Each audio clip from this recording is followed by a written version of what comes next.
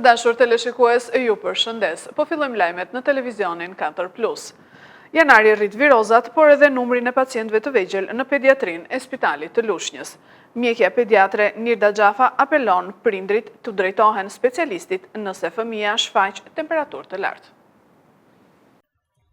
Janari ka sjellë një rritje me 50-60 vizita në ditë të pacientëve të vegjël me temperaturë të lartë në pediatrinë e Spitalit të Lushnjës, thot mjekja pediatre Nirda Xhafa. Qarkullojnë disa viroza, që po prekin shumicën e fëmijëve me simptoma si të vjella, diare, koll ose hund të bllokuara, dhimbje fytye të tjerë. Por këto simptoma janë të menaxhueshme në shtëpi dhe nuk është e nevojshme të paraqiteni në spital, sqaron ajo. Aktualisht në Spitalin e Lushnjës Pediatria është pavioni që ka fluksin më të madh të shtruarve, pasojë virozave, pasojë grumbullimit nëpër kopshte nëpër shkolla. Qarkullojnë disa lloje virozash në këtë periudhë të vitit. Ajo më e vështira dhe që i detyron familjarët i drejtohet në spitalit është viroza që qarkullon me temperaturë të lartë, e cila realisht është e vështirë për të dominuar në shtëpi. Qarkullojnë edhe viroza me dvjella, me diare, këto i kanë ditët më të shkurtra të shfaqjes së simptomave dhe janë edhe më të lehta për të menaxhuar në ambientet e shtëpisë, pa u paraqitur, pa qenë e nevojshme të paraqitesh në ambientet spitalore. Mjekja Xhafa apelon për kujdes nëse fëmia shfaq temperaturë të lartë, pasi duhet patjetër konsult me mjekun e familjes dhe më pas me specialistin në urgjencën e spitalit. I bëj thirrje në anave në momentin që e shikojnë që bëhet e vështirë menaxhimi i situatës në shtëpi, patjetër ti drejtohen mjekut familjes në fillim. Dhe në rast se mjeku i familjes e gjykon situatën që duhet paraqiten në urgjencën e Spitalit Lushnjës, patjetër që duhet paraqiten në urgjencë. Nuk ka vend për panik, viroza në numër, pavarësisht se ka pikun e vet tani duket më e menaxhueshme nga vitet e tjera.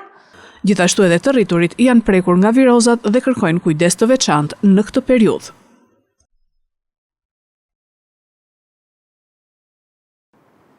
Kryeministri Edi Rama nga eventi i Agjencisë Kombëtare të Rinisë u shpreh se programi ka punësuar rreth 1600 persona dhe u bëri thirrje të rinjve që të aplikojnë, pasi 65 milion euro janë në dispozicion për trajnime dhe aftësime profesionale. Kryeministri Edi Rama mori pjesë sot në eventin e Agjencisë Kombëtare të Rinisë për rezultatet e arritura në përmbyllje të thirrjes së 10 të programit kombëtar të praktikave të punës në administratën shtetërore, ku shpërndan certifikata për studentët e ekselencës që kanë marrë pjesë në këtë program. Në fjalën e tij, kryeministri u shpreh se programi ka punësuar rreth 1600 persona në administratën e shtetit. Dua në radh parti uroj sukses atyre që kanë fituar mundësinë për të pasur një kontratë 1 vjeçare pune dhe për të vazhduar të synojnë të përfshihen përfundimisht në administratën publike, ndërkohë që të tjerëve që nuk e kanë fituar këtë mundësi, duhet i them që nuk duhet të plikshtohen, nuk duhet të humbasin besimin dhe nuk duhet dorëzohen. Duke marrë një jehon pozitive nga ata që merren me organizimin e këtij programi për përshtypjet tuaja dhe njëkohësisht duke pasur një përshtypje pozitive nga ana e ministrave dhe e drejtuesve të institucioneve për qasjen, për seriozitetin, për dëshirën tuaj për të mësuar, unë jam bërë realisht një besimtar i fortë i këtij programi. Dhe keni parasysh që ky program ka punësuar në mënyrë përfundimtare në administratën e shtetit rreth 1600 persona. Po të kesh parasysh që administrata publike në vetvete është një trup jo shumë e madhe, këto numra nuk janë pak. Por ajo që i bën këto numra më të rëndësishëm akoma është se janë 1600 burime njerëzore cilësore që kanë potencialin të zhvillohen vijimësisht dhe që kanë kapacitetin potencial që të jenë nesër drejtuesit e sektorëve, drejtuesit e departamenteve të drejtorive dhe kështu me radhë. Rruga që lidh qytetin e Ballshit me qendrën e fshatit Gjerbës është lënë në harres. Qytetarët shprehen se mjetet po u dëmtohen nga kjo rrugë. Segmenti rrugor prej 5 kilometrash që lidh qytetin e Ballshit me qendrën e fshatit Gjerbës është në gjendje të rënduar amortizimi. Banorët e zonës thonë se prej vitesh kjo rrugë nuk ka njohur asnjë investim, duke u kthyer në një problem madhor në përditshmërinë e tyre. Madje gjendja e rrugës ka ndikuar drejt për drejt edhe në shpopullimin e fshatit. Kjo është aq shqetësuese për neve, sa neve e ndjej vetë të harruar në të gjitha pushtetet që janë tash ndajnë qendrojnë ndaj në lokali. Për 5 km rrugë janë 30 vjet, sigur na 500 metra me të ishin shtruar do kishte mbaruar rruga. Fshati jonë është fshati më i harruar në Mallakastër. Edhe vetë fshati këtu të gjithë rrugën e duan, si fshat, po asnjë nuk kërkon. Rrugë duan edhe rrugë nuk kërkojnë, sepse nuk e di, nuk jam edhe unë vetë i bindur, sepse nuk do të ishim neve 3 veta sot këtu, po duhet të ishte i gjithë fshati, sepse rruga është jetë për të gjithë fshatin. Këtu edhe i vdekuri, ata që kanë ikur nëse vdes në një që i bjen këtu, edhe i vdekuri nuk arrin dot që të varroset. Aq probleme është bërë rruga për tek ne. Kemi bërë sa herë kërkesa, kemi bërë sa herë që vinë ata për zgjedhje, do ta bëjmë, as drita, as ujë, as rrugë. Na ka ngelur goja vetëm duke thënë drita rrugë, ujë. Banorët tregojnë gjithashtu se ky segment rrugor lidh disa fshatra dhe qarkullimi i automjeteve në çdo orë të ditës është i lartë, por theksojnë se për shkak të gropave, amortizimi i automjeteve është i shpeshtë. Është shumë problematike se ne, jo se është fshati jonë vetëm, po su ka shumë makina. Po të rrish tu një orë mund të kaloj 20 makina. Është rril, është smazez, që me Berati shkon gjikteja, është kapanj që shkon gjikteja. Ka shumë, nuk shkon vetëm fshati jonë. Problem sa s'ka ku të vejme. Problemi madh është. Nuk është problemi vogël. Amortizimi makinës sa do makina të hajës duan kalamajt. E çojmë 2 herë në muaj te servisi. Ne jemi për të bërë servis për vetë, të çojmë makinën tash, pse se për një rrugë të vogël, se shumë kilometra gjë, aq është. Përballë kësaj situate, banorët kërkojnë një zëri ndërhyrje urgjente nga institucionet përgjegjëse për rehabilitimin e rrugës dhe garantimin e shërbimeve bazë në mënyrë që fshati të mos braktiset plotësisht, pasi ndihen të harruar e të braktisur si nga pushteti vendor, ashtu dhe ai qendror. Ndërkohë, kryebashkiaku Qerim Ismailaj ka pohuar se i është bërë kërkesë Fondit Shqiptar të Zhvillimit për rikonstruksionin e këtij segmenti rrugor jetik për banorët e kësaj zone. Ish-deputeti i Partisë Demokratike Ervin Saliani mbajti një takim të martën në mbrëmje me simpatizant në Fier. Saliani u shpreh se të ardhmen e lëvizjes sime brenda PD-s e shoh fituese. Të ardhmen e kësaj lëvizjeje të re brenda Partisë Demokratike e shoh fituese, u shpreh në prononcimin për mediat nga Fieri, ish-deputeti Ervin Saliani. Sot Partia Demokratike ka më shumë gjallëri konkurrencë, kemi arritur që falë tronditjes së Partisë Demokratike, pas takimeve entuziaste, të ketë më shumë protesta dhe i gjithë leadershipi i opozitës sot është në terren, ka thënë Saliani.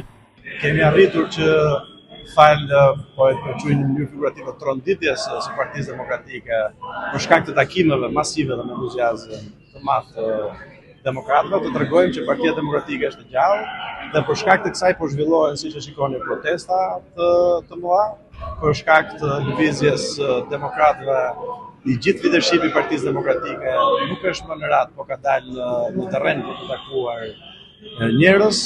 Partia Demokratike sot është në një analizë dhe pa diskutim që lëvizja do të vazhdojë derisa të arrijë qëllimet e saj për të rikthyer Partinë Demokratike dhe për ta bërë Partinë Demokratike një parti që bëhet fituese duke pasur besueshmërinë e demokratëve në radhë parë dhe pastaj pa diskutim edhe të gjithë qytetarëve shqiptarë.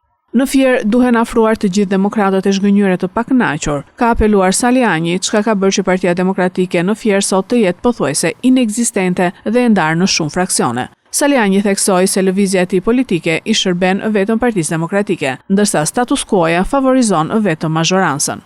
Ka disa faza përjashtimi këtu në Fier të personaliteteve të Partisë Demokratike. Unë besoj që bashkimi vjen duke marrë dhe duke vlerësuar çdo kontribut. Pra zoti Luan Baçi nuk ka ndonjë funksion në Partinë Demokratike të degës Fierit, kështu që nuk ka çai kërkojë ndërheqje, është deputet i zgjedhur, ka qenë kryetar i Partisë Demokratike Degafier dhe ka kontributin e vet.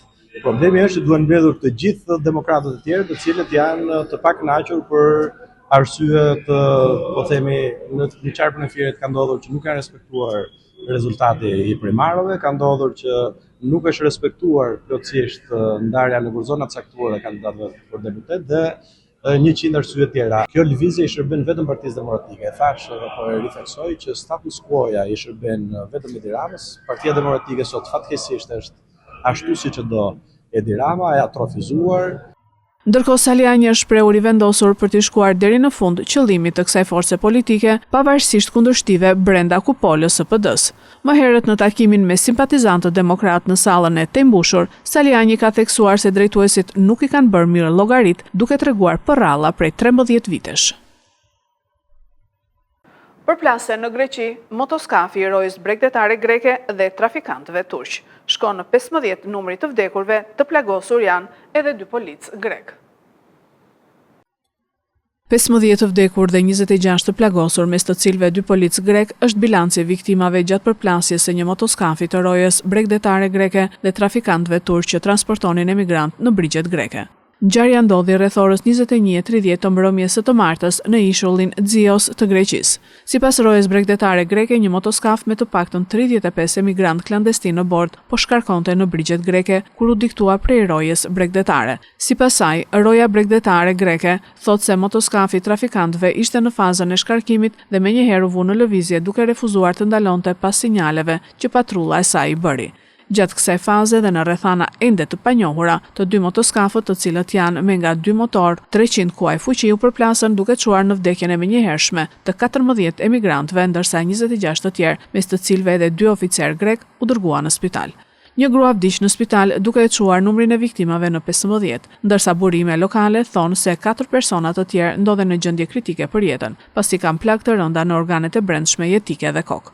2 gra shtatzan kanë humbur embrionet e tyre dhe pritet të kryen prerje cezariane për heqjen e embrioneve të vdekura.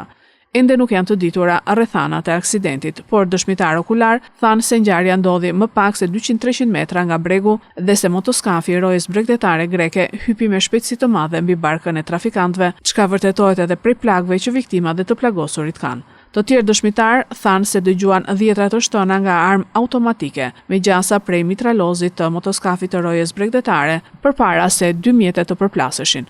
Nuk dihet nëse trafikantët ishin apo jo të armatosur dhe nëse qelluan mbi rojën bregdetare greke.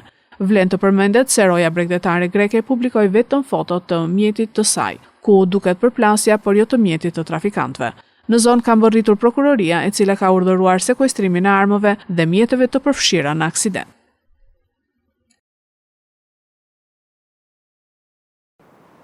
Këto ishin lajmet tona për sot. Lajmet i gjeni dhe në internet në website-in 4plus media.tv. Bashkë mirupafshim.